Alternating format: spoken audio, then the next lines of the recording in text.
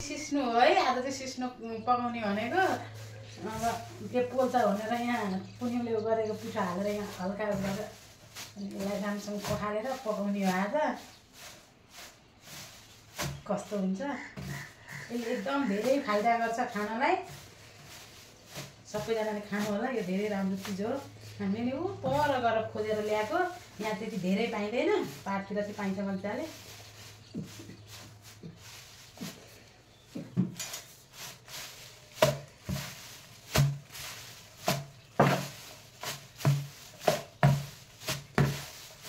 यसलाई राम्रोसँग पखाल्नुपर्छ। हातले चाहिँ नछुनु होला। फेरि हातले छुयो भने पोल्छ। यसरी कुनिउले 4-5 चोटि गरेर पखाल्ने अनि पकाउने।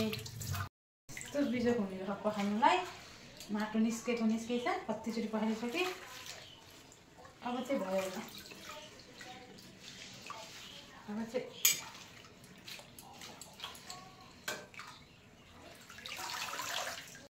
अब एउटा कुकर बसाल्ने अनि त्यसमा अलिकति पानी हाल्ने।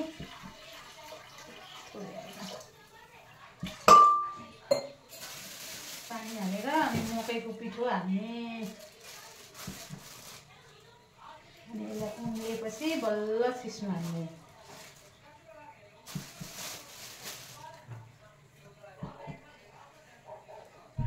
स्वाद अनुसारको नुन हाल्ने। बेसार चाहिँ हाल्नु पर्दैन। हरियो परियोमा मसलाहरू पनि केही हाल्नु पर्दैन। अनि यो अदुवा र लसुनको पेस्ट हालिदिने। अनि टिमुर हाल्यो भने मिठो हुन्छ।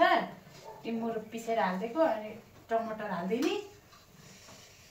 अनि यसलाई बिर्को लाएर 2 सिटी जति लगाइदिने।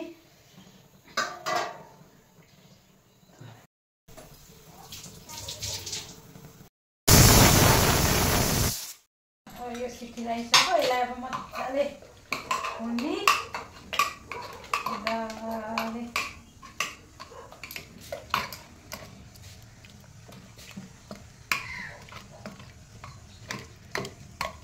टक्क बनाएपछि मिठो नि हुन्छ।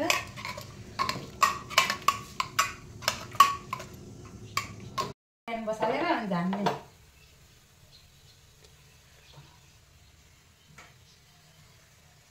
अब झान्नु पर्यो भने चाहिँ मेथी हाले।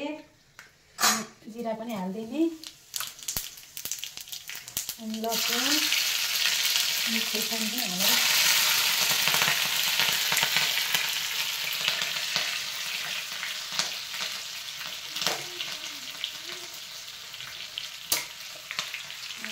झानिदिने माथिबाट।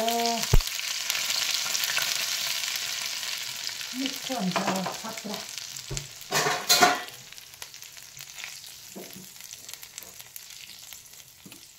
ल अब यसलाई कागज पनि हालिदिनुपर्छ।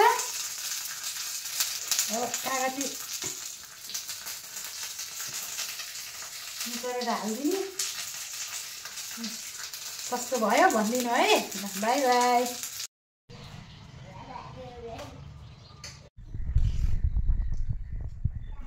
मिठो बनाएछ त है सिस्नु।